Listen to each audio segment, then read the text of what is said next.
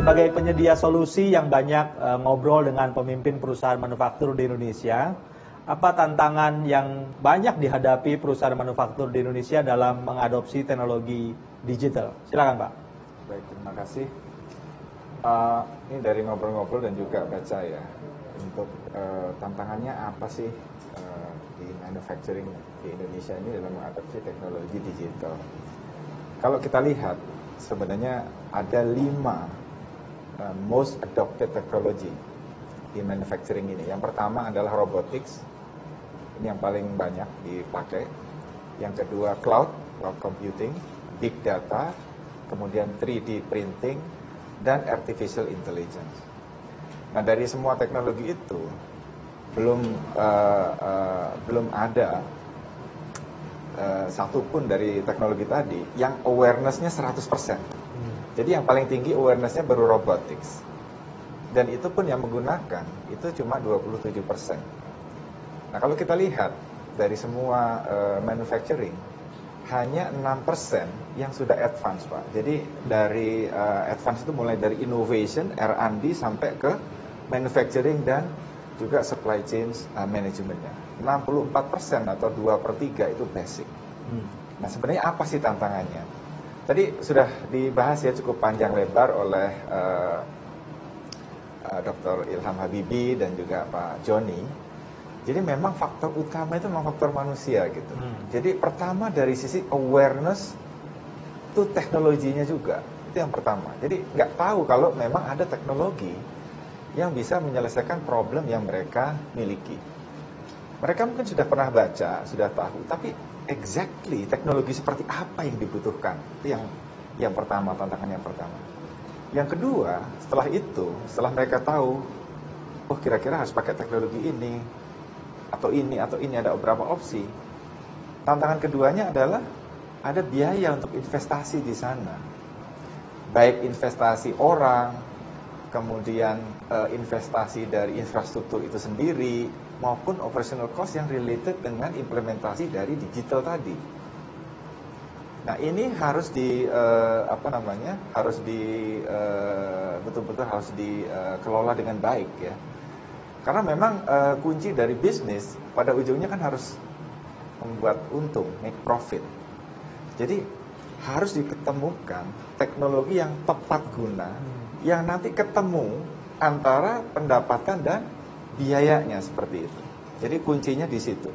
Dan memang kalau dirangkum semua, kuncinya adalah ada keterbatasan ya, tantangan utamanya tadi dalam skill sama kompetensi ke arah digital ini. Dan memang ini karena kan masih baru. Ya. Karena masih baru, kita masih berproses ke sana. Dan alhamdulillah, atau saya nggak tahu ini kita harus bersyukur atau bersabar ya, COVID itu menjadi katalis, bahkan akselerator ya, dari proses-proses ini gitu. Ya, bukan CEO, bukan CIO ya katanya orang-orang ya, gue nanya. Tapi betul-betul COVID ini betul-betul menjadi katalis yang mendorong orang akhirnya oke, sekarang kita harus move on. Dan tidak punya pilihan lagi selain ke digital, karena memang tidak ada pilihan lagi seperti kata Prof tadi ya, Prof Ganjar tadi.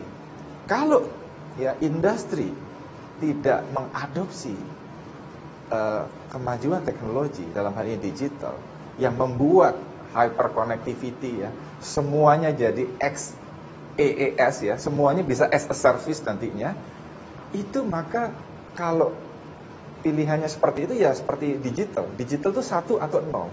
Either kita mengadopsi digital sepenuhnya atau kita jadi nggak relevan. Nah, kira-kira seperti itu. Terima kasih. Nah, bagaimana Indosat Tooreindo ini bisa membantu perusahaan manufaktur Indonesia dalam mempercepat langkah menuju industri 4.0? Silakan Pak. Baik, pertama-tama saya ucapkan terima kasih dulu nih Pak Fengki, juga Prof Ganjar, Ibu Caroline dan Ibu Debbie. Hari ini kita bicara panjang lebar ya terkait sama smart manufacturing. Jadi kira-kira apa nih yang bisa Indosat Tooreindo lakukan untuk bisa mempercepat proses dan membantu ini nanti kalau secara agregat Indonesia maju ya, dan betul-betul berjaya di era 4.0 ini. Jadi pertama-tama tentunya Indosat bertekad kami ingin menjadi enabler di dalam proses digitalisasi ini. Ini tadi terima kasih juga atas kepercayaannya salah satu klien kami dari Vinilon ya, Bu Karolin tadi sudah menyampaikan.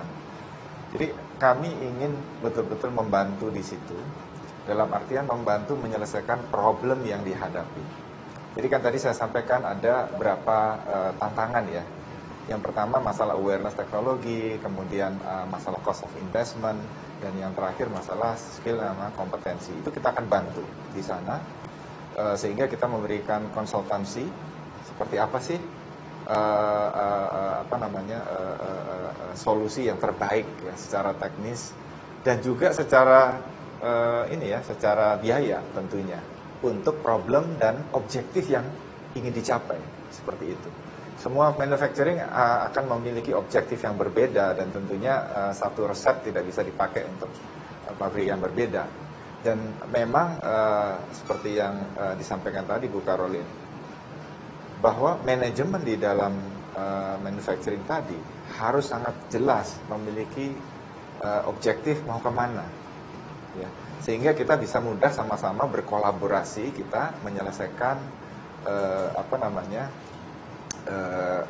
critical issues yang dihadapi oleh manufacturing tersebut.